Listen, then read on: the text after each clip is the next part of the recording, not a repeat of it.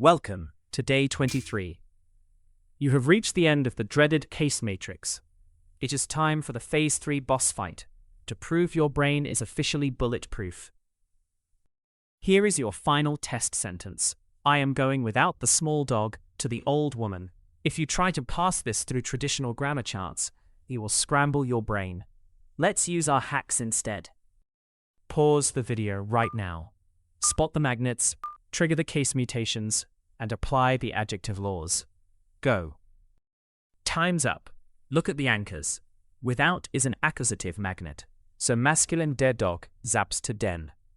To is a dative magnet, so feminine die woman flips to der. Both articles changed, so both adjectives get an nen. Mutated English. I go without den kleinen Dog to der alten Woman. Look how real German perfectly matches the tracks you laid. Ich gehe ohne den kleinen Hund zu der alten Frau. No grids, no memorizing tables, just pure, clean logic. Phase 3 is conquered. You own the structure and the grammar. Hit follow, because tomorrow Phase 4 begins, and we finally turn this into effortless, high-speed fluency.